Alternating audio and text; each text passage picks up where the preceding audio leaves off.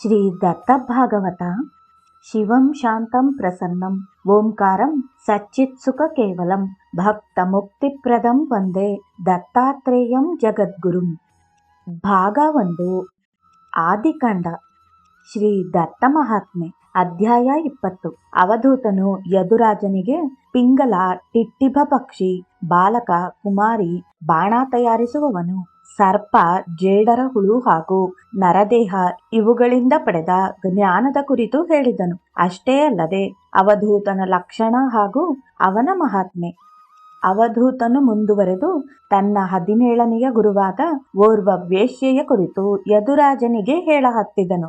ಎಂತೆಂದರೆ, ರಾಜನೇ, ಹಿಂದೊಮ್ಮೆ ವಿದೇಹಪುರದಲ್ಲಿ ಜನಕರಾಜನ ನಗರ ಅಥವಾ ಜನಕಪುರ, ಈಗ ಅದು ನೇಪಾಳದಲ್ಲಿದೆ, ಪಿಂಗಲೆ ಎಂಬ ಹೆಸರಿನ ಓರ್ವ ವೇಶ್ಯೆಯೊಬ್ಬಳು ಇರುತ್ತಿದ್ದಳು. ಆಕೆಯು ಒಂದು ದಿನ ರಾತ್ರಿಯಾಗಲು ಬಗೆ ಬಗೆ ಉಡುಪುಗಳ ಧರಿಸಿ ಶೃಂಗಾರವನ್ನು ಮಾಡಿಕೊಂಡು ವಯ್ಯಾರವನ್ನು ಬೀರುತ್ತಾ ಮನೆಯ ಬಾಗಿಲಿಗೆ ನಿಂತುಕೊಂಡಿದ್ದಳು. ಆದರೆ ಆ ದಿವಸ ದಾರಿ ಹೋಕನಾರೂ ಕೂಡ ಅವಳತ್ತ ತಿರುಗಿಯೂ ನೋಡಲಿಲ್ಲ. ಯಾರಾದರೂ ಹಣ ನೀಡುವವನು ತನ್ನಲ್ಲಿಗೆ ಬರಬಹುದೆಂಬ ದುರಾಸೆಯಿಂದ ಅತ್ತಿತ್ತ ನೋಡುತ್ತಿದ್ದಳು. ರಾತ್ರಿಯಾಗುತ್ತಾ ನಡೆಯಿತು, ಯಾರೂ ಬರಲಿಲ್ಲ. ಆ ದಿನ ಆಕೆಗೆ ಬಹಳ ದುಃಖವಾಗುತ್ತದೆ. ಆಕೆಯ ನಿರೀಕ್ಷೆಯು ನಷ್ಟವಾಗಲು ಚಿಂತೆಯಿಂದ ಕುಗ್ಗಿ ಹೋಗುತ್ತಾಳೆ. ಇತ್ತ ಕಡೆಗೆ ಹಣವೂ ಸಿಗಲಿಲ್ಲ, ಆ ಕಡೆಗೆ ನೆಮ್ಮದಿಯೂ ದೊರಕಲಿಲ್ಲ. ಇದರಿಂದ ಚಿಂತಿಸಲು ಆಕೆಗೆ ವೈರಾಗ್ಯ ತೋರ ಹತ್ತುತ್ತದೆ. ಅಲ್ಲಿಂದ ಆಕೆಯು ವಿಷಯ ಸುಖದಲ್ಲಿ ನಿರಾಸಕ್ತಿ ತೋರುತ್ತಾಳೆ. ಆಕೆಯು ವೈರಾಗ್ಯದಿಂದ ವಿವೇಕ ಭರಿತಳಾಗಿ ಹಾಡೊಂದು ಹಾಡುತ್ತಾಳೆ. ಭ್ರಮೆಯ ಒಳಗಡೆ ಬಿದ್ದಿಹ ದೇಹವು ಭಾಗ್ಯವಿಧಾತನ ಮರೆಯಿತೋ, ವಿಷಯ ಸುಖದಲ್ಲಿ ನಿದ್ರೆಗೆಟ್ಟೆನು, ದಾಸಳಾದೆನೋ ಆಸೆಗೆ, ಜನ್ಮ ಮರಣದ ಆದಿ ಅಂತ್ಯವು ಏನೂ ಅರಿಯದೆ ಹೋದೆನು, ಕ್ಷಣಿಕವೆಂದೆನು ತಿಳಿದು ಎದ್ದೆನು, ಕ್ಷಮಿಸಲಾರೆಯ ತಂದೆಯೇ, ಮೂರ್ಖದಲ್ಲಿ ಕತ್ತಲಲ್ಲಿಯೇ ದಾರಿ ಕಾಣದೆ ನಡೆದೆನು, ಕರವ ಪಿಡಿದು ನೀ ಅರಹು ಜ್ಞಾನವ, ಎಲ್ಲಾ ಬಲ್ಲಿಹನು ನೀನೇ ಎನ್ನುತ್ತಾ ತಾನು ಮಾಡಿದ ಹೀನ ಕಾರ್ಯಕ್ಕೆ ಪರಿತಪಿಸುತ್ತಾಳೆ. ಯದುವೆ, ಆ ವೇಶ್ಯೆಯಲ್ಲಿ ಅಂದು ವಿವೇಕವು ಜಾಗೃತಿಯಾಗಿ ವೈರಾಗ್ಯವು ಉಂಟಾಗುತ್ತದೆ. ಮಾಡಿದ ಪಾಪಕ್ಕೆ ಪಶ್ಚಾತ್ತಾಪವೇ ಒಳ್ಳೆಯ ಮದ್ದು ಅನ್ನುವ ಹಾಗೆ ಅವಳು ಪಶ್ಚಾತ್ತಾಪದಿಂದಾಗಿ ಪವಿತ್ರಳಾಗುತ್ತಾಳೆ. ಆಕೆಯಲ್ಲೀಗ ವಿಷಯದ ಮಾರ್ಗವು ಕುಂಠಿತಗೊಂಡು ಆತ್ಮತತ್ವವು ಜಾಗೃತಗೊಂಡಿತು. ಅವಳಲ್ಲಿ ಭಕ್ತ ಮತ್ತು ಭಗವಂತನ ನಿಜ ಪ್ರೇಮದಲ್ಲಿ ಐಕ್ಯವಾದವು. ಆಶಾರತರು ನಿಶ್ಚಯವಾಗಿಯೂ ಸಚಿದಾನಂದದಲ್ಲಿ ವಿರಾಜಮಾನರಾಗುವರು. ಯದುರಾಜನೇ, ನೀನೂ ಕೂಡ ನಿರಾಶೆ ವಿರಕ್ತಿಗಳನ್ನು ಬೇಗನೆ ಸಾಧಿಸಿಕೋ ಎಂದು ಅವಧೂತನು ಬೋಧಿಸಿದನು. ಅಷ್ಟೇ ಅಲ್ಲದೆ ಅವಧೂತನು ಮುಂದುವರೆದು ಈಗ ತನ್ನ 18ನೆಯ ಗುರುವಾದ ಟಿಟ್ಟಿಭ ಪಕ್ಷಿಯ ಲಕ್ಷಣಗಳನ್ನು ಹೇಳುವೆನು ಕೇಳೆಂದನು.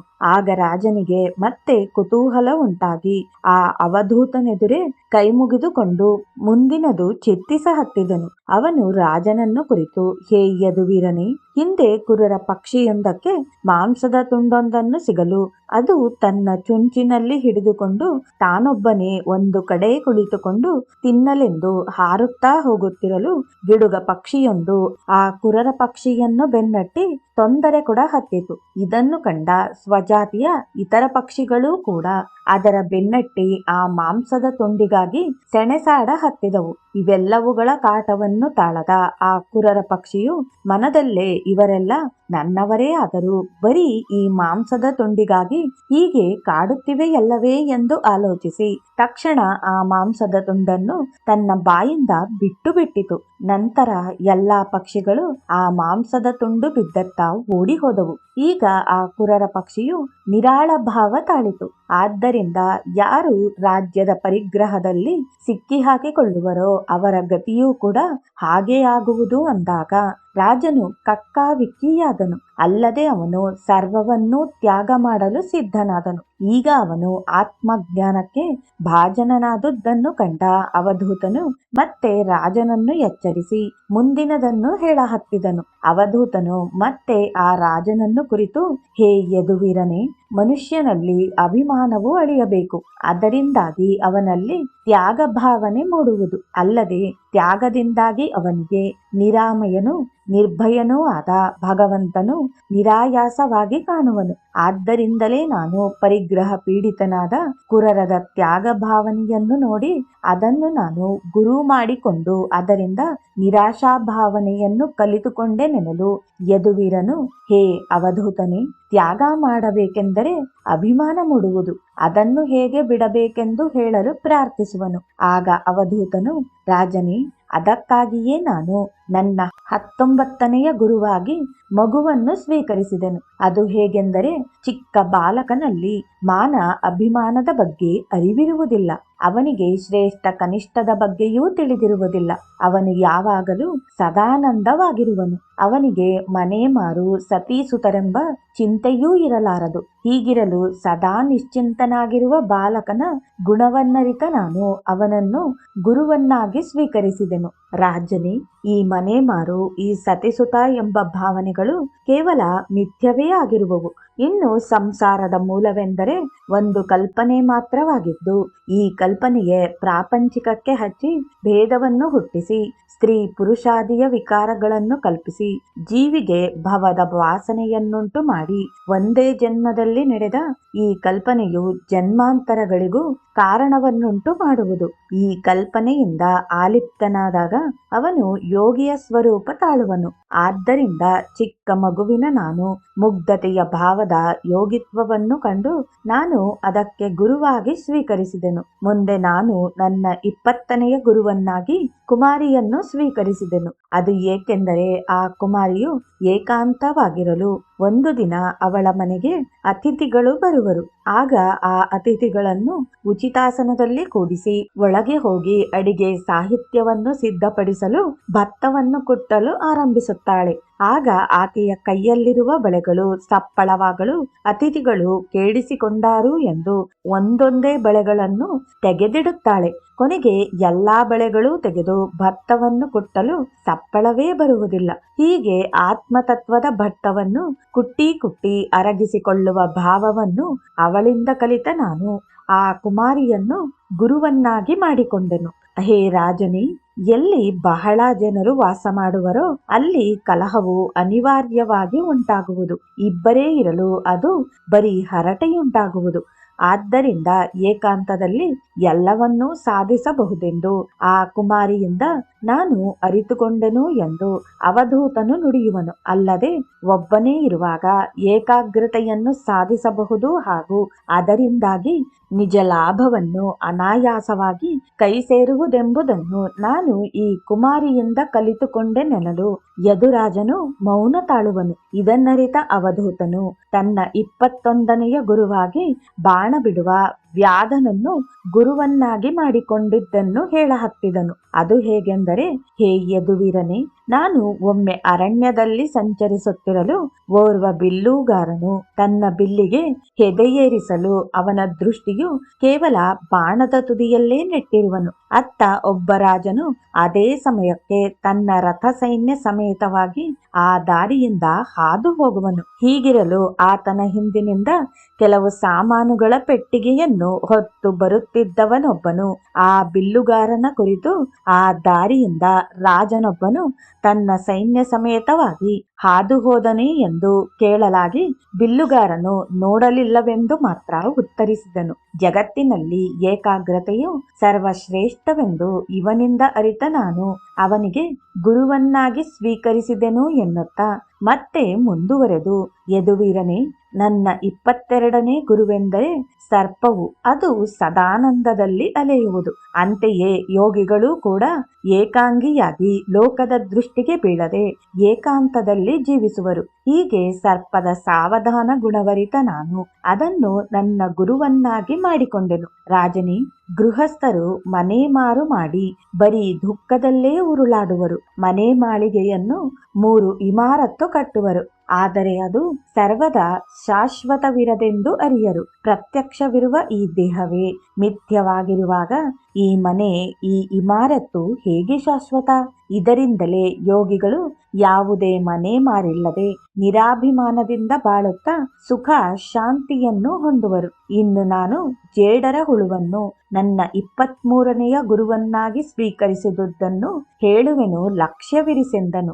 ಯದುವು ಲಕ್ಷ್ಯವಿರಿಸಲು ಅವಧೂತನು ಜೇಡರ ಹುಳುವು ತನ್ನ ಹೊಟ್ಟೆಯಲ್ಲಿರುವ ದಾರವನ್ನು ಬಾಯಿಯ ಮುಖಾಂತರ ಹೊರಗೆ ತೆಗೆದು ಬಲೆಯನ್ನು ತಯಾರಿಸಿಕೊಂಡು ಅದರ ಮೇಲೆ ಸ್ವಚ್ಛಂದವಾಗಿ ಕ್ರೀಡಿಸುತ್ತಾ ಮನಬಂದಂತೆ ಆಡುತ್ತಾ ಕೊನೆಗೆ ತಾನೇ ಹೆಣದ ದಾರವನ್ನು ತನ್ನ ಬಾಯಿಂದಲೇ ನುಂಗುವುದು. ಇದರ ಅದ್ವೈತ ಲಕ್ಷಣವನ್ನು ಕಣ್ಣಾರೆ ಕಂಡ ನಾನು ಜೇಡರ ಹುಳುವನ್ನು ಗುರುವನ್ನಾಗಿ ಮಾಡಿಕೊಂಡೆನು. ಹೇ ಯದುವೀರನೇ, ಇನ್ನು ನನ್ನ ಅಂತಿಮ ಗುರು ಅಂದರೆ ನನ್ನ 24ನೆಯ ಗುರುವನ್ನಾಗಿ ದೇಹವನ್ನು ಗುರುವನ್ನಾಗಿ ಸ್ವೀಕರಿಸಿದೆನು. ಇದರ ಮಹತ್ವವನ್ನು ಭಕ್ತಿಯಿಂದ ಆಲಿಸೆನಲು ರಾಜನು ತನ್ನ ಆತ್ಮದಿಂದ ಚಿತ್ತಿಸಹತ್ತಿದನು. ಆಗ ಅವಧೂತನು, ರಾಜನೇ, ಇಷ್ಟೊಂದು ಗುರುಗಳಲ್ಲಿ ನಾನು ಏನೆಲ್ಲಾ ಕಲಿತೆನು? ಅವಕ್ಕಿಂತಲೂ ಮಿಗಿಲಾಗಿ ನಾನು ನರದೇಹದಿಂದ ಪ್ರಮುಖವಾದ ವಿವೇಕ ಹಾಗೂ ವೈರಾಗ್ಯದ ಕುರಿತಾಗಿ ಅರಿತುಕೊಂಡೆನು. ಅದರ ನಿಮಿತ್ತವಾಗಿ ಈ ನರದೇಹವನ್ನೇ ನಾನು ಗುರುವನ್ನಾಗಿ ಸ್ವೀಕರಿಸಿದೆನು. ರಾಜನೇ, ಈ ದೇಹದಷ್ಟು ಹೇಸಿಯಾದದ್ದು ಈ ಲೋಕದಲ್ಲಿ ಇನ್ನೊಂದಿಲ್ಲ, ಹಾಗೂ ಇದರಷ್ಟು ಉತ್ತಮವಾದದ್ದು ಕೂಡ ತ್ರಿಲೋಕದಲ್ಲಿ ಯಾವುದೂ ಇರುವುದಿಲ್ಲ.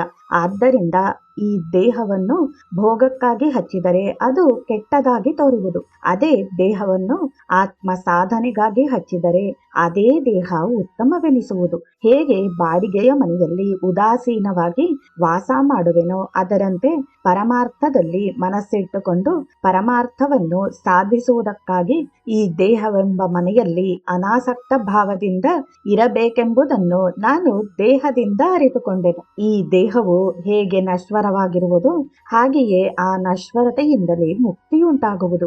ಯಾರಿಗೆ ವಿರಕ್ತಿ ಉಂಟಾಗುವುದೋ ಅದೇ ನಿಜವಾದ ವಿವೇಕವೂ ಕೂಡ ಹೌದು. ಅಂತಹ ವಿರಕ್ತಿಯಿಂದಲೇ ವೈರಾಗ್ಯವು ಪ್ರಾಪ್ತಿಯಾಗುವುದು. ಆದರೆ ಇತರ ಪ್ರಾಣಿಗಳಲ್ಲಿ ಆ ವಿಚಾರವು ಸ್ವಲ್ಪವೂ ಇರಬಾರದು. ಪ್ರಾಣಿಗಳು ಕೇವಲ ಶಿಷ್ಣೋದಕಕ್ಕಾಗಿ ಜೀವಿಸುವವು. ನರದೇಹವಿದು ಅತ್ಯಮೂಲ್ಯವಾದ ನಿಧಿಯಾಗಿರುವುದು.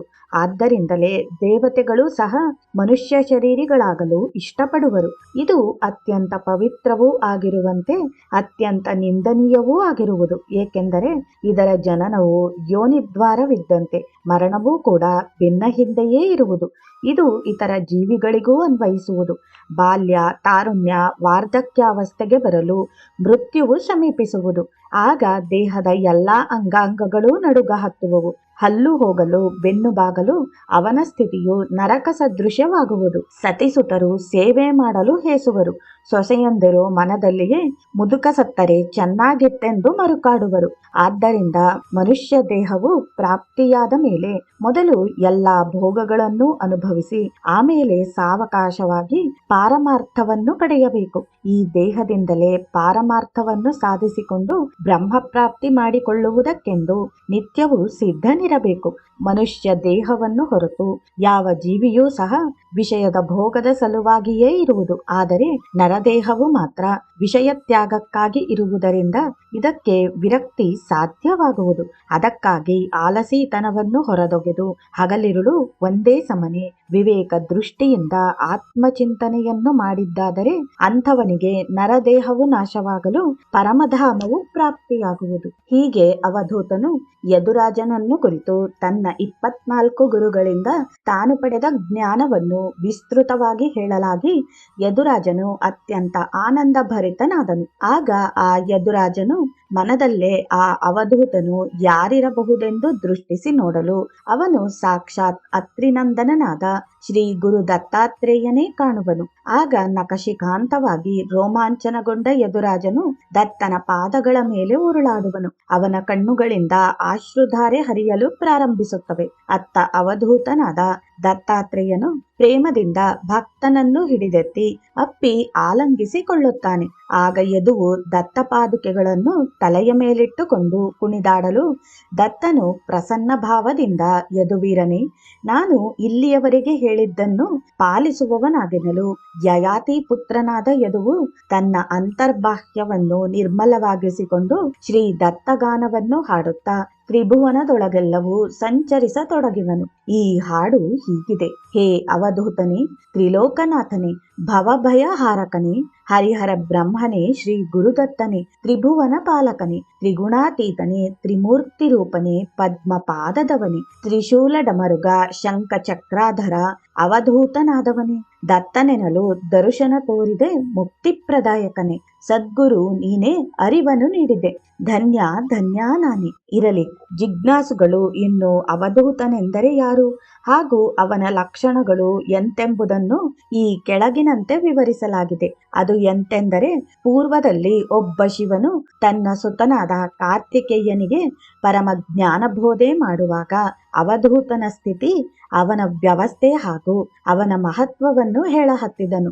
ಇದನ್ನೇ ಜ್ಞಾನ ಸಿಂಧುವಿನಲ್ಲಿ ಹೇಳಿದಂತೆ ಇಲ್ಲಿ ಜಿಜ್ಞಾಸುಗಳಿಗೆ ಅರುಹಲಾಗಿದೆ. ಅದು ಎಂತೆಂದರೆ, ಮಗನಾದ ಕಾರ್ತಿಕೇಯನು ಒಮ್ಮೆ ತಂದೆಗೆ ಶಿರಬಾಗಿ ಕರಜೋಡಿಸಿ, ಪರಮೇಶ್ವರನೇ, ಸರ್ವವ್ಯಾಪ ಸಕಲಾದೀಪ ದಿಗಂಬರನೇ, ಪರಮಪುರುಷನೇ, ಕರುಣವಿಟ್ಟು ಅವಧೂತ ಮಹಾತ್ಮೆ ಕುರಿತು ಸಾರಸಾರವಾಗಿ ತಿಳಿಸಬೇಕು. ಅಲ್ಲದೆ ಅವನ ನಡೆ ನುಡಿ ಮಹಿಮೆ ಎಂತಿರುವುದು, ಅವನು ನಿಗಮಾತೀತನು ಹೇಗೆ, ಕರುಣಿಸು ಎನ್ನಲು ಅದಕ್ಕೆ ಮಹೇಶ್ವರನು ಮಗನನ್ನು ಕುರಿತು, ಹೇ ಸುತನೇ, ಕುಳಿತುಕೋ ಎಂದು ಸಾವಧಾನವಾಗಿ ಮಗನಿಗೆ ಬೋಧಿಸಹತ್ತಿದನು. ಎಂತೆಂದರೆ, ಅವಧೂತನ ಸ್ಥಿತಿ ವಾಗ್ಮನಸ್ಸಿಗೆ ದೂರವೆನಿಸುವುದು. ಆತನು ಪೂರ್ಣ ನಿರ್ಮಲ ಪರಬ್ರಹ್ಮನು, ಪರಮಹಂಸನು, ಪರಮಾರೂಢನು, ಅದ್ವಯ ಪರಮಾತ್ಮನು, ಬಾಹ್ಯಂತರಕ್ಕೆ ಅತೀತನು, ನಿರುತ ಅದ್ವಯನು, ಕರ್ಮೋಪರೀತಿಯುಳ್ಳವನೇ ಅವಧೂತನು. ಅವನ ಕಾಲದೊಳು ನೋವದೆಲ್ಲವ ಬಿಟ್ಟು ಬಟ್ಟ ಬಯಲ ಹೊದಲಿಕೆ ಆವ ಪರಿಮನಸ್ಸಿಂಗೆ ಸೋಗಿಹುದು ಎನ್ನುವಂತೆ ಅವನು ಆ ಮಾರ್ಗದಲ್ಲಿ ಬಯಲೆಂಬ ಕೌಪೀನ ಧರಿಸಿ ಚಲಿಸುವನು. ಶ್ರುತಿಗಳು ಅವಧೂತನನ್ನು ನಾನಾ ಬಗೆಯಿಂದ ಹೊಗಳಿ ಕಡೆಯಲ್ಲಿ ಮಾತು ಬಿಟ್ಟವು. ಅವಧೂತ ಸ್ಥಿತಿ ಸರ್ವಯೋಗಿಗಳಿಗೆ, ಸರ್ವಾಶ್ರಮಗಳಿಗೆ ಕೊನೆಯದು, ಸಕಲ ಜ್ಞಾನಗಳ ಶಿಖರವು, ಇದೇ ಮಂಗಳಕಾರಕವು, ಸರ್ವ ಸಾಕ್ಷಿಗೆ ಅತೀತವು, ಇದು ಜ್ಞಾನರೂಪ ವಿಹಂಗಮ ಪಥವು. ಪರಮಹಂಸ ಅವಧೂತನ ಈ ಮಾರ್ಗಕ್ಕೆ ಒಂದು ನಿಶ್ಚಿತ ಪಂಕ್ತಿ ಅಥವಾ ಪಂಗಡವಿಲ್ಲ. ಇದಕ್ಕೆ ಹೇತುವಾದದು ಆತ್ಮಜ್ಞಾನ. ತಾನು ಬ್ರಹ್ಮಚಾರಿ ಇರಲಿ ಇಲ್ಲವೇ ಗೃಹಸ್ಥನಿರಲಿ, ಪೂರ್ವಾಶ್ರಮದ ಸಂಸ್ಕಾರಗಳು ಸವೆದ ಮೇಲೆ ಬ್ರಹ್ಮಜ್ಞಾನದಿಂದ ಕೊನೆಯ ಈ ಆಶ್ರಮವು ಸಿದ್ಧಿಸುವುದು. ಅವಧೂತಗೆ ಆಶ್ರಮವೆಂಬುದೇನು? ತುರ್ಯಾತೀತ ವಸ್ತು ತಾನಾದವಗೆ ಆಶ್ರಮವೆಂಬುದು ತನ್ನ ಪೂರ್ವಜನ್ಮಗಳ ಅನಂತ ಪುಣ್ಯದ ಫಲದಿಂದ ವಿರತಿ ಹುಟ್ಟುವುದು. ಅವನ ಬಾಹ್ಯ ವಿಷಯಗಳನ್ನೆಲ್ಲ ಮರೆತು ಸಾಷ್ಟಾಂಗ ಯೋಗ ಸಾಧಿಸಿ ಮೌನವಿಡಿದು ಜ್ಞಾನದ ಸಪ್ತ ಭೂಮಿಕೆಗಳಲ್ಲಿ ನಾಲ್ಮನೆಗಳ ವಾಸನಾಕ್ಷಯ ಸಹಜ ಸಮಾಧಿ, ರಾಜಯೋಗದ ಲಕ್ಷ್ಯ ಲಕ್ಷಣ ಹಾಗೂ ಸಹಜಾನಂದದ ಸ್ಥಿತಿಯಲ್ಲಿರುವನು. ಇದಲ್ಲದೆ ನಿಶ್ಚಯ ಜ್ಞಾನ ಶ್ರವಣ ಮನನ ನಿಧಿ ಧ್ಯಾಸನ ಸದ್ಗುರು ಸಚ್ಚಿಷ್ಯ ಲಕ್ಷಣ ಅದ್ವೈತ ವಸ್ತು ಸಿದ್ಧಿ ಮುಂತಾದ ಪ್ರಕರಣ ತಿಳಿಸಿದ್ದೇನೆ. ನಾನು ಹೇಳಿದಂತೆ ಈ ಸಾಧನೆಗಳನ್ನು ಅಳವಡಿಸಿಕೊಳ್ಳುವವನು ಅವಧೂತನೆನಿಸಿಕೊಂಡು ಸಹಜಾನಂದದಲ್ಲಿ ಮೈಮರೆಯುವನು. ಇನ್ನು ಅವಧೂತನ ಸ್ಥಿತಿ ಹೇಗಿರುವುದೆಂದರೆ, ಅವಧೂತನು ದೇಶ ಕಾಲ ದಿನ ರಾತ್ರಿಗಳನ್ನು ಮರೆತು ತೇಜೋರಾಶಿ ತಾನೇ ತಾನಾಗಿ ಬೆಳಗುವನು. ಅವನ ಹೃದಯಾಂತರಾಳದಲ್ಲಿ ಸೂರ್ಯಕೋಟೆ ಭಾವಿಸುವ ಬೆಳಗು ಸೂಸುತ್ತಾ ಬೆಳಗುತ್ತಿರಲು ಅವನು ಮೈಮರೆತು ತಣ್ಣಗಿರುವನು. ಅವನಿಗೆ ದೇಹದ ಮೇಲಿನ ವಸ್ತ್ರಗಳ ಪರಿವೆಯಿಲ್ಲ. ಅವನ ಬರೀ ಶರೀರವು ಚಳಿ ಮಳೆಗಾಳಿಗೆ ಸಿಕ್ಕರೂ ಅವನಿಗದರ ಅರಿವಿಲ್ಲ. ಆವ ಮನೆ ಆವ ಜಾತಿ ಎಂಬ ನೆನಪು ಹಾರಿತು. ಶಿಕ್ಷೆಗೆ ಬೇಕಾದ್ದೊಂದು ಮನೆಗೆ ಹೋಗುವನು. ಭಿನ್ನ ಭಿನ್ನ ಕುಲಗೋತ್ರಗಳು ಅವನ ಸಮಭಾವದಲ್ಲಿ ಮುಳುಗಿದವು. ಭೂಮಿಯೇ ಅವನ ಹಾಸಿಗೆ, ಆಕಾಶವೇ ಹೊದಿಕೆಯಾಯಿತು. ಭಿಕ್ಷೆಗಾಗಿ ಪಾತ್ರೆಯನ್ನು ತಗೊಂಡು ಹೋಗುವುದು ಬೇಸರಾಯಿತು. ಕರಪಾತ್ರೆಯಲ್ಲಿಯೇ ಭಿಕ್ಷಾನ್ನ ಉಣ್ಣುವನು. ಕೈ ತೊಳೆಯಲಿಕ್ಕೆ ನೀರು ಇಲ್ಲದಾಗಲು ಎಂಜಲವನ್ನು ಮೈಗೆ ಒರೆಸುವನು. ನೀರು ಕುಡಿಯಲು ಕಮಂಡಲ ಬದಲು ಕೆರೆಬಾವಿ ಹಳ್ಳದಲ್ಲಿರುವ ನೀರು ಕುಡಿಯುವವನು. ನೋಡುವವರಿಗೆ ಪರಮಾನಂದ ಯೋಗಿಯನಿಪ ಅವಧೂತನು ಹುಚ್ಚನಿರುವನು. ಅವನಿಗೆ ನಿಧಿ ನಿಷೇಧಗಳಿಲ್ಲ. ಏಕೆಂದರೆ ಅವನ ಚಿತ್ತವು ಯಾವಾಗಲೂ ಸಮತ್ವ ಲಕ್ಷಣವುಳ್ಳ ಬ್ರಹ್ಮನಲ್ಲಿ ರಮಿಸುವುದು. ಬುದ್ಧಿಯು ಅರಿವೆ ಮರಿವೆಗಳ ಸೀಮೆ ದಾಟಿದೆ. ಸರ್ವಜ್ಞಾನಾನಂದ ಅವಧೂತನಿಗೆ ಯಾವ ಗುಣದೋಷಗಳಿಲ್ಲ. ಮತ್ತೆ ಮುಂದುವರಿದ ಶಿವನು ಮಗನನ್ನು ಕುರಿತು, ಸುತನೇ, ಅವಧೂತನಿಗೆ ಮುಖ್ಯವಾಗಿ 6 ಅವಸ್ಥೆಗಳಿರುತ್ತವೆ. ಅವು ಎಂತೆಂದರೆ, ಎಂದರೆ ಬಾಲ, ಉನ್ಮತ್ತ, ಪಿಶಾಚಿ, ಅಂಧಕ, ಮೂಕ, ಕಿವುಡ ಇದರಂತೆ ಅವಧೂತನು 6 ಅವಸ್ಥೆಗಳಲ್ಲಿ ಸುಳಿಯುವನು. ಇವನಿಗೆ ಮಾನಾಭಿಮಾನವಲ್ಲ, ತನ್ನೊಳಾವ ಊಹೆಗಳಿಲ್ಲ, ತನ್ನೊಳೂ ತಾನಾಗುವನು. ಉಪಕಾರ ಅಪಕಾರಗಳಿಲ್ಲ, ಆತನಿಗೆ ಪಾಪ ಪುಣ್ಯಗಳಿಲ್ಲ, ಜ್ಞಾನ ಅಜ್ಞಾನವಿಲ್ಲ. ಹಾನಿ ಕ್ಷೇಮಗಳ ಮರೆತು ಇರುವುದೇ ಬಾಲ್ಯಾವಸ್ಥೆ.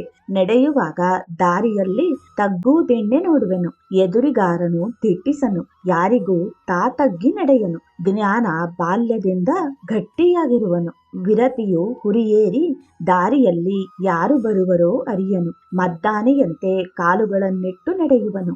ಯೋಗಿ ಹೀಗಿರಲು ಅದು ಉನ್ಮತ್ತ ಅವಸ್ಥೆ ಎನಿಸುವುದು. ದೇಹದ ಮೊರೆ ಒಂದು ಕಡೆ, ತನ್ನ ಲಕ್ಷ್ಯ ಇನ್ನೊಂದು ಕಡೆ. ಕೈಗಳನ್ನೆತ್ತಲಾರದೆ ಬಿದ್ದಿರುವನು. ಮೈ ಹುಡಿಯಿಂದ ಹುಟ್ಟುಗಟ್ಟಿದೆ, ಮಣ್ಣು ಭೂಮಿಯಿಂದ ಕಾಲುಗಳು ಮುಸುಕಿವೆ.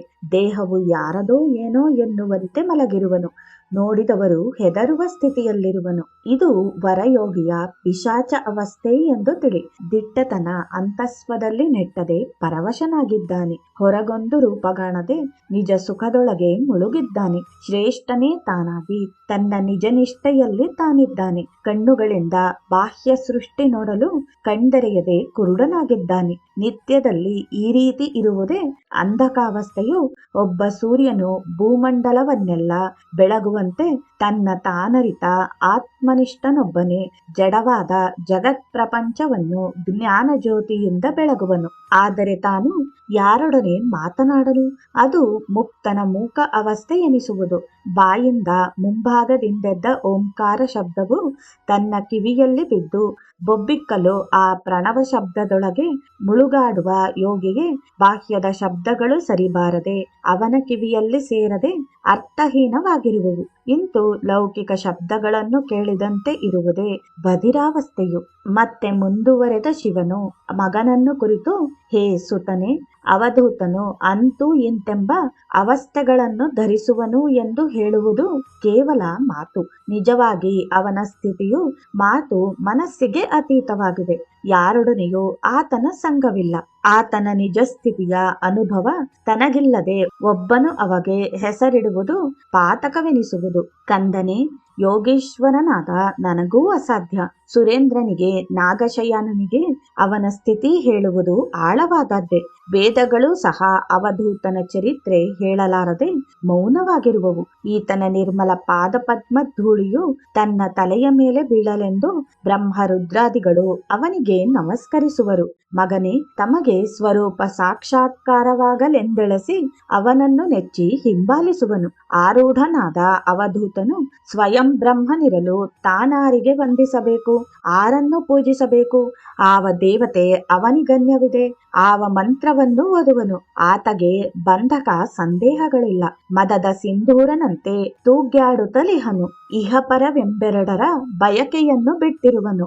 ನಟ್ಟಡವಿ ಎನ್ನದೆ, ಊರು ಎನ್ನದೆ ಪರವಶನಾಗಿ ಬಟ್ಟೆಯನ್ನು ದಿಟ್ಟಿಸಿ ನೋಡದೆ ಪೂರ್ಣ ಸಮಾಧಿಯಲ್ಲಿ ಸಂಚರಿಸುತ್ತಿರುವನು. ಕಟ್ಟಿದ ಬಂಧನ ಹರಿದು ಮಾವುತನನ್ನು ಕೆಳಗೆ ಉರುಳಿಸಿ ಸೀಳಿ ಕಾಲಿದ್ದವರನ್ನು ತುಳಿದು ಓಡಿ ಬರುವ ಅಂಕುಶವಿಲ್ಲದ ಆನೆಯಂತೆ ಬಗೆ ಬಗೆಯ ವಿಷಯೇಂದ್ರಿಯಗಳ ಸೆಳೆತವನ್ನು ಕಿತ್ತೊಗೆದು ಪ್ರಾರಬ್ಧಗಳ ಕಿಂಕರ ಭಾವವನ್ನು ಮರೆತು ಅವಧೂತನು ನಿರಂಕುಶ ತೃಪ್ತಿಯಿಂದಿರುವನು. ಮನೆ ಅಥವಾ ವನದಲ್ಲಿ, ನದಿ ತೀರದಲ್ಲಿ, ಕಾನನದಲ್ಲಿ, ಕ್ಷೇತ್ರದಲ್ಲಿ, ಪರ್ವತ ಗುಹೆಯಲ್ಲಿ, ವಟವೃಕ್ಷದ ಇಲ್ಲವೇ ಹಿಮಾಲಯದ ಅಡಿಯಲ್ಲಿ ಪರವಶನಾಗಿ ಅವಧೂತನು ಸಂಚರಿಸುತ್ತಿರುವನು. ಮಗನೇ, ಮತ್ತೆ ಅವಧೂತನ ಪರವಶ ಸ್ಥಿತಿ ಚಿತ್ತಿಸನುತ ಇಂತು ಚಿತ್ತಿಸುತ್ತಿರುವ ಅವಧೂತನನ್ನು ನೋಡಿ ಬಾಲಬುದ್ಧಿಯ ಮನುಜರು, ಏನು ಇವನು ಹುಚ್ಚನೋ ಪಿಶಾಚಿಯೋ ಎನ್ನುತ್ತಾ ಅವನನ್ನು ಮುತ್ತುವರು. ಬೆನ್ನತ್ತಿ ಅವನನ್ನು ಕಾಡುವರು. ಅವನು ಬೆತ್ತಲೇ ಇರುತ್ತಿಹನು. ಸಣ್ಣ ಮಕ್ಕಳು, ಎಲ್ಲೋ ನಿಲ್ಲು, ಕಣ್ಣು ತೆಗೆ, ಮಾತಾಡು, ನಿನ್ನ ಕುಲವೇನು, ಉತ್ತರಗುಡದೆ ಸುಮ್ಮನೆ ಏಕಿರುವೆ ಎಂದು ಪೀಡಿಸುವರು.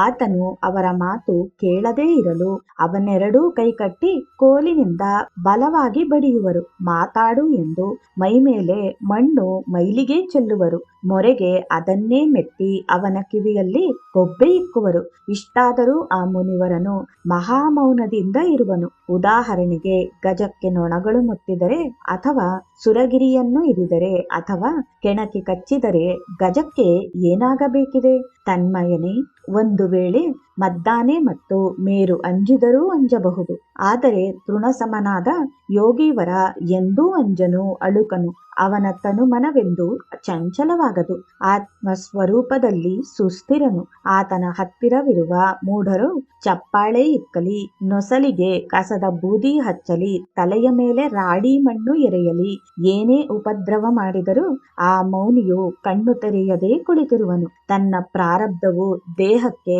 ಇಂತು ಕ್ಲೇಶ ಕೊಟ್ಟು ಕ್ಷೀಣವಾಯಿತು ಎಂದು ಮನದಲ್ಲಿ ಸಮಾಧಾನಿಯಾಗಿರುವನು. ಕೇಡಿಗಳು ಅವನ ಬೆನ್ನು ಹತ್ತಿ ಕಾಡಿದರೂ ಯೋಗಿಯು ಇತ್ತ ನೋಡನು, ಏನೂ ಕೂಡ ಅನ್ನನು. ಅವರು ಕಾಡಿದ್ದುದನ್ನು ಸ್ವಪ್ನಾನುಭವದಂತೆ ಸಾಕ್ಷಿಯಾಗಿ ನೋಡುವನು. ಕೆಲವು ಪುಣ್ಯಾತ್ಮರು ಅವನನ್ನು ನೋಡಿ, ಇವನು ವರ ಸಮಾಧಿಯಲ್ಲಿರುವನು, ಕೋಡಿ ಮುಂಡೆ ಮಕ್ಕಳು ಇವನಿಗೆ ಈ ಪರಿ ಪೀಡಿಸುವರು ಎಂದು ಆ ಧೂರ್ತ ಮನುಜರನ್ನು ಹಿಡಿದು ದಂಡಿಸುವರು ಮತ್ತು ಅವನ ದೇಹವನ್ನು ನೀರಿನಿಂದ ತೊಳೆದು ಅದಕ್ಕೆ ಹೊಸ ವಸ್ತ್ರ ಉಡಿಸಿ ಅಲಂಕರಿಸಿ ಸಿಂಹಾಸನದಲ್ಲಿ ಕುಳ್ಳಿರಿಸಿ ಗಂಧಾಕ್ಷತೆ, ಹೂಮಾಲೆ, ಧೂಪ, ದೀಪ, ನೈವೇದ್ಯಗಳನ್ನರ್ಪಿಸಿ ಮಂತ್ರ ಘೋಷಣೆಯಿಂದ ಪೂಜಿಸುವರು. ಅವನೆದುರಿಗೆ ತಿನ್ನಲು ಭಕ್ಷ್ಯಗಳನ್ನಿಡುವರು.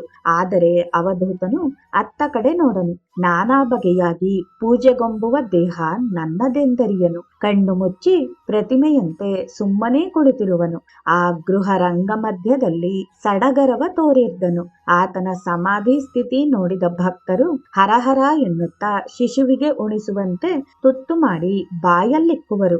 ಆತನ ಬಾಯಿಗೆ ನೀರಿನ ಬಟ್ಟಲು ಮುಟ್ಟಿಸಿ ನೀರು ಕುಡಿಸುವರು. ಇಂತು ಬ್ರಾಹ್ಮಿ ಸ್ಥಿತಿಯಲ್ಲಿರುವ ಮುನಿವರನನ್ನು ದುರ್ಜನರು ಘಾಸಿಸಿದರೆ ಮತ್ತು ಸಜ್ಜನರು ಘೋಷಿಸಿದರೆ ಆರೋಢನಿಗೆ ಕಿಂಚಿತ್ತು ಕ್ಲೇಶ ಅಥವಾ ಹರ್ಷವಿಲ್ಲ. ಎರಡಕ್ಕೂ ಸಾಕ್ಷಿಯಾಗಿ ನೋಡುವವ ತಾನಾಗಿರುವವನು. ಇಂತು ತಾನು ಸರ್ವತ್ರ ಸರ್ವಜ್ಞನಾಗಿ ಸರ್ವರಲ್ಲಿ ತಾನೇ ವಾಸ ಮಾಡುವೆನೆಂದು ಸಮಭಾವದಿಂದ ನಿತ್ಯ ಸುಖಿಯಾಗಿ ಸಂಚರಿಸುವನು. ಇವನಿಗೆ ಕೆಲವರು ಬ್ರಾಹ್ಮಣನೆಂಬರು, ಕೆಲವರು ಶೂದ್ರನೆಂಬರು.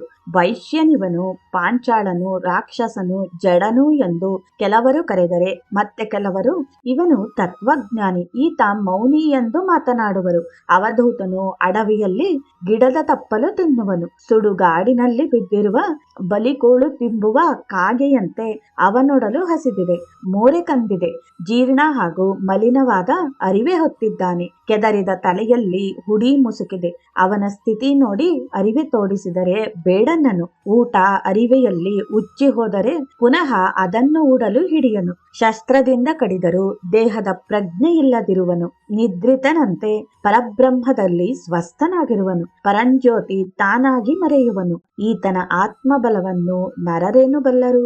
ಬಹಿರ್ಮುಖಿಗಳಿಗೆ ಆತನು ಸಾಮಾನ್ಯನಂತೆ ಕಾಣುವನು. ಅವನಲ್ಲಿ ಪೂರ್ಣ ಪ್ರಜ್ಞೆ ತುಂಬಿದ್ದರೂ ಜಡಮತಿಗಳಿಗೆ ತಿಳುವಳಿಕೆ ಹೀನನಂತೆ ಹೊಳೆಯುವನು. ನೋಟಕ್ಕೆ ಭೂತದಂತೆ ಭಯಂಕರನಾಗಿ ತೋರುವನು. ಏಕೆಂದರೆ ಇಳೆಯ ಪಾಪವ ಪರಿಹರಿಸಲು ಬಂದಿರುವನೋ ಎಂಬಂತೆ ಕಾಲುಗಳನ್ನು ವೇಗದಿಂದ ಮುಂದೆ ಮುಂದೆ ಇಡುತ್ತಿರುವನು. ಪರಮ ಪುಣ್ಯನಿಧಿ ತಾನಾದ ಅವಧೂತನು ಅಜಗರ ಅವಸ್ಥೆಯಲ್ಲಿರುವನು. ಹೆಬ್ಬಾವಿನಂತೆ ಕಲ್ಲು ಕೆಸರೆನ್ನದೆ ಮೈಮರೆತು ಧರೆಯಲ್ಲಿ ಒರಗಿರುವನು. ತನ್ನ ಶರೀರದ ಗತಿ ಏನಾಯಿತೆಂಬುದನ್ನರಿಯನು. ಅನ್ನ ನೀರುಗಳ ಚಿಂತೆಯಿಲ್ಲದೆ ಹಗಲು ರಾತ್ರಿ ನೆರೆದಳು ಯೋಗ ನಿದ್ರೆಯಲ್ಲಿ ಮಲಗಿರುವನು. ಶಿವನು ಮತ್ತೆ ಮುಂದುವರಿದು, ಹೇ ಕಾರ್ತಿಕೇಯನೇ, ನಿರ್ವಿಕಲ್ಪ ಸಮಾಧಿಯಲ್ಲಿರುವ ಅವಧೂತನ ಮಹತಿಯನ್ನು ಕೇಳು. ಅವನ ಚಿತ್ತವು ಓಂಕಾರದ ಸುನಾದಲ್ಲಿ ಅಡಗಿರುವುದು. ಆತನ ಕಣ್ಣುಗಳು ಮುಚ್ಚಿರುವುವು ಅಥವಾ ತೆರೆದಿದ್ದರೆ ಕಣ್ಣಿಗೆ ಗೊಂಬೆಗಳು ಮಿಸುಕದೇ ನಿಂತಿರುವುವು. ಒಳ ಹೊರಗೆ ತನಗನ್ಯವಾಗಿ ಬೇರೊಂದು ರೂಪ ಕಾಣನು. ಅವನ ಹೃದಯ ಪೀಠದಲ್ಲಿ ಮಹಾ ತೇಜೋಮಯ ರವಿ ಬೆಳಗಲು ಅಜ್ಞಾನ ತಿಮಿರ ನಶಿಸದೆ ಮತ್ತು ಅವನ ಇಂದ್ರಿಯಗಳ ಮುಖಾಂತರ ಚಿತ್ಕಾಂತಿಯ ಕಿರಣಗಳೇ ಹೊರಹೊಮ್ಮುವುವು. ಆದುದರಿಂದ ಅವನ ಚಿತ್ತವು ಎತ್ತ ಕಡೆ ಚಲಿಸುವುದೋ ಅತ್ತತ್ತ ಛಿದ್ರೋಪಾತ್ಮನೇ ತೋರುವನು. ಆತನು ಸಹಜವಾಗಿ ಯೋಗಾನಂದವನ್ನು ಸೇವಿಸುವನು. ನಾನಾರು ಪರಮಾತ್ಮನಲ್ಲಿ ಎಂಬ ಸಂಶಯದ ಮನವು ಅವನಲ್ಲಿ ಸತ್ತು ಹೋಗಿದೆ. ಹೃದಯ ಗ್ರಂಥಿ ಛೇದನವಾಗಿದೆ. ದೇಹಭಾವ ನಾಶವಾಗಿದೆ. ತನ್ನ ದೇಹವು ತನಗೆ ಶವ ಅಥವಾ ಪ್ರೇತದಂತೆ ತೋರಿದೆ. ಶವದ ಸಾಕ್ಷಿಯಾಗಿರುವನು. ತಾನೇ ಶವವಾಹಕನಾಗಿರುವನು. ಯೋಗಿಯು ಸುಖದ ನದಿಯಲ್ಲಿ ಮುಳುಗಿದ ನಿದ್ರೆಯಲ್ಲಿದ್ದಾಗ ಕಾಮ ಕ್ರೋಧಾದಿ ವೃತ್ತಿಗಳು ತಮ್ಮ ವ್ಯಾಪಾರದ ಸಕಲ ಸರಕನ್ನು ಕಟ್ಟಿಕೊಂಡು ಅವನ ಯೋಗ ನಿದ್ರೆಯಲ್ಲಿ ಮುಳುಗುವುವು ಮತ್ತು ಯೋಗಿಯ ಒಡಿಲಲ್ಲಿ ದಗ್ಧವಾಗಿ ಅವು ಶಾಂತಿಯನ್ನು ಪಡೆಯುವವು. ಸಮಾಧಿಯಲ್ಲಿರುವವನ ಮನೋವೃತ್ತಿಗಳು ನಾಶವಾಗಿರುವವು. ಅಜ್ಞಾನ ಸಮಾಧಿ ಎಂಬ ನಿದ್ರಾವಸ್ಥೆಯಲ್ಲಿರುವವನ ವೃತ್ತಿಗಳು ನಾಶವಾಗದೆ ಅಡಗಿರುವುವು. ಆದರೆ ನಿದ್ರಿತನು ತನ್ನ ಮನೋಮಯ ವ್ಯಾಪಾರದ ಸರಕನ್ನು ಜಾಗ್ರವೆಂಬ ನದಿ ತೀರದ ಮೇಲಿಟ್ಟು ನಿದ್ರಾನಂದವೆಂಬ ನದಿಯಲ್ಲಿ ಕ್ಷಣಕಾಲ ಮುಳುಗಿ ಏಳುವನು. ಭೂತ ದಯೆಯುಳ್ಳವರು ಸಮಾಧಿ ಎಂಬ ಮಹಾನಿದ್ರೆಯಲ್ಲಿರುವ ಅವಧೂತನನ್ನು ಮನೆಗೆ ಕರೆದುಕೊಂಡು ಹೋಗಿ ಸ್ನಾನ ಮಾಡಿಸಿ ಉಣಿಸುವರು. ಅಯ್ಯೋ ಶಿವನೇ, ಇವನು ಸಾಯುವ ಸ್ಥಿತಿಯಲ್ಲಿರುವನು. ಪಾಪ, ಪರದೇಶಿಯಂತಿರುವ ಇವನಿಗೆ ಈ ರೋಗ ಏಕೆ ಬಂದಿತೋ ತಿಳಿಯದು ಎಂದು ತಮ್ಮೊಳಗೆ ಮಾತನಾಡುತ್ತಾ ಆ ಯೋಗಿಯನ್ನು ಉಪಚರಿಸಿ ಮಲಗಿಸುವರು. ಅವಧೂತನು ಪ್ರೇತದಂತೆ ದಿಗಂಬರನಾಗಿ ಮಲಗಿರುವನು. ಕನಿಕರದಿಂದ ಅನ್ನವನ್ನು ಆತಂಗೆ ಉಣಿಸಲು ಭಕ್ತರು ತಂದರೆ ಮಲಗಿದ ಜಾಗದಲ್ಲಿಯೇ ಊಟ ಮಾಡುವನು. ತನಗೆ ಬೇಡವಾಗಿದ್ದರೆ 2-3 ದಿನ ಅನ್ನ ಬಿಟ್ಟು ಉಪವಾಸ ಮಾಡುವನು. ತನಗೆ ಭಿನ್ನವಾದ ಮುಕ್ತಿಯ ಸಿಂಹಾಸನವನ್ನೇರಿ ನಿಜ ಸುಖದ ರಾಜ್ಯಾಭಿಷಿಕ್ತನಾಗಿರುವನು. ಪ್ರತಿದಿನ ಯೋಗ ನಿದ್ರೆಯಲ್ಲಿದ್ದುಕೊಂಡೇ ಸುಖದ ಸಾಮ್ರಾಜ್ಯವಾಳುವನು. ಮಲಗಿದ್ದಲ್ಲಿಯೇ ಉಂಬುವನು. ತಿಳಿಯದ ಬಾಲಕರಂತೆ ಮಲಗಿದ್ದಲ್ಲಿಯೇ ಮಲಮೂತ್ರ ಬಿಡುವನು. ಹಲವು ದಿನಗಳಾದವು. ಸ್ನಾನ ಸಂಧ್ಯಾ ಮರೆತಿಹನು. ಎಡೆಬಿಡದಿಹ ಸತ್ಯಾನುಸಂಧಾನದಲ್ಲಿ ಹೊರಳಾಡುತ್ತಾ ತನ್ನೊಳಗೆ ತಾನೂ ಮಲಗಿರುವನು. ಇದು ಅವನ ಜಪತಪದ ಲೀಲೆ. ಎಲೆ ಮಗನೇ, ಇದು ಯಾರಿಗೆ ತಿಳಿಯಬೇಕು? ಅವಧೂತನಿಗೆ ವಿರತಿಯೇ ಸುಖ ಸಂಪತ್ತು. ಜಗದ ಐಶ್ವರ್ಯವು ಸುಜ್ಞಾನಿಗಳಿಗೆ ದುಃಖ ಶರದಿ. ಏಕೆಂದರೆ ಹೆಚ್ಚಿನ ಉಪಾಧಿಗಳು ಶಾಂತಿಯನ್ನು ನಿರ್ನಾಮಗೊಳಿಸುವವು. ವಿಷಯಗಳ ಮೋಹ ತೊರೆದು ಯತಿಯು ಅಲ್ಪರೊಡನೆ ಎಂದು ನಿಸ್ಸಂಗನಾಗಿರುವನು. ಮೌನವೇ ಜಡಜನ ಸಂಗವ ಬಿಡುವ ಉಪಾಯವೆಂದು ತಿಳಿದು ಒಬ್ಬನೇ ಇರುವನು. ಆತನು ಬಳಿಯಲ್ಲಿರುವ ಜನರಿಗೆ ದೂರ ಸರೀರಿ ಎನ್ನುವನು. ದೂರವಿರುವವರನ್ನು ಬ್ರಹ್ಮನೆಂದು ಭಾವಿಸುವನು. ತಾನಿದ್ದಲ್ಲಿಗೆ ಜನ ಬರಲು ಅತ್ತ ದೂರ ಹೋಗುವನು. ಮನದಲ್ಲಿ ನಿರ್ಗುಣೋಪಾಸನೆಯನ್ನು ದೃಢಗೊಳಿಸುವನು. ಸಡಿಲದಲೆ ಒಂದಿನವಾದರೂ ವಿಷಯದ ಬಗ್ಗೆ ಚಿಂತಿಸದೆ ಸಹಜಾನಂದದಲ್ಲಿರುವನು. ಆತನೆದುರಿಗೆ ಅಷ್ಟ ಮಹಾಸಿದ್ಧಿಗಳು ಕೈಜೋಡಿಸಿ ನಿಂತು ಕಾದಿರುವುವು.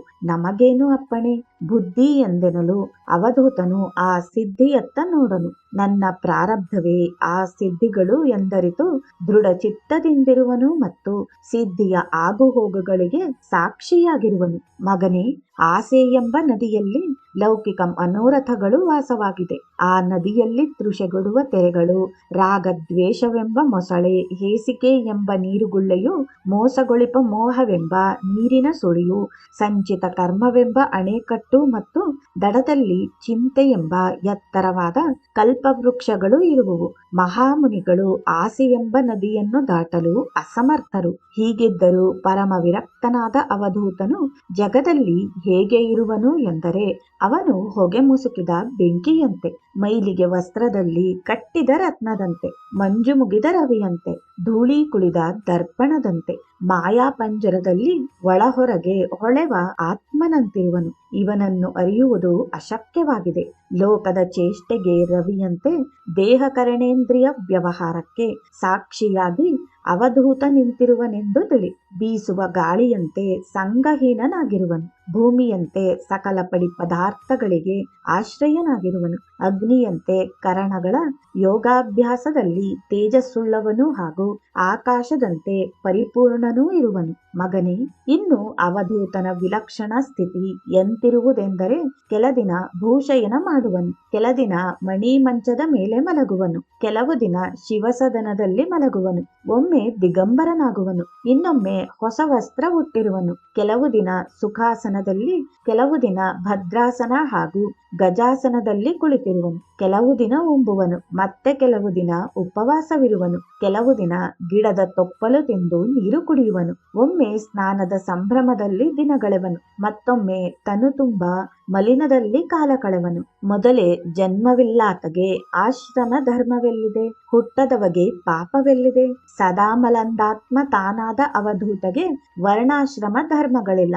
ಏಕೆಂದರೆ ತನುಭಾವ ಆಶ್ರಮ ನೆಲೆ, ತನುವು ತಾನಲ್ಲ ಎಂದರಿತು ಸ್ವತಂತ್ರನಾಗಿರುವನು ಅವಧೂತನು. ಅವಧೂತನು ಒಮ್ಮೆ ವಿಟ್ಟನಂತೆ, ಒಮ್ಮೆ ಯೋಗಿಯಂತೆ, ಮತ್ತೊಮ್ಮೆ ಭೋಗಿಯಂತೆ, ಒಮ್ಮೆ ವಿರಕ್ತ, ಒಮ್ಮೆ ಸಂಸಾರಿ, ಮತ್ತೊಮ್ಮೆ ಬ್ರಹ್ಮವೇ ತಾನಾಗಿರುವನು. ತನ್ನ ಪ್ರಾರಬ್ಧ ವಶದಿಂದ ಬರಲುಳ್ಳ ಸರ್ವ ಸುಖ ದುಃಖಗಳನ್ನು ಹರುಷದಿಂದ ಉಣ್ಣುವನು. ದೇಹಕ್ಕೆ ಸಾಕ್ಷಿಯಾಗಿರುವನು. ಪರಮಾತ್ಮನೇ ತಾನಾಗಿ ನಿತ್ಯ ಮೆರೆಯುವನು. ಎದುರಿಟ್ಟು ತಾನು ತೋರುವುದೇ ಅದೆಲ್ಲ ತಾನೆಯಾಗಿರುವನು. ಅವಧೂತ ಸರ್ವಸ್ಥಿತಿಯನ್ನು ತಾನೇ ಧರಿಸಿ ಜ್ಞಾನಿಯಾದ ಋಕ್ಷಕನಿಗೆ ಉಪದೇಶಿಸುವವೋ ಎಂಬಂತೆ ಗುರು ಶಿಷ್ಯ ತಾನೇ ಆಗಿ ತೋರುವನು. ಸುತನೇ ಕೇಳು, ಆ ಋಕ್ಷಕನಿಗೆ ವಿಹಿತ ಕರ್ಮಾನುಷ್ಠಾನದ ಫಲವಾಗಿ ಅವಧೂತನಿಂದ ಉಪದೇಶವು ಲಭಿಸುವುದು. ಅವಧೂತ ಅಥವಾ ಆರೂಢನು ಸರ್ವದಾ ಕ್ಷಮೆ ಶಾಂತಿಗಳಿಂದ ಸುಖಿಸುತ್ತಾ ಸಹಜಾನಂದಮಯನಿರುವನು. ವ್ಯಾಧಿಗೆ ಔಷಧ ಬೇಕಾಗುವಂತೆ ಬಾಧಿಸುವ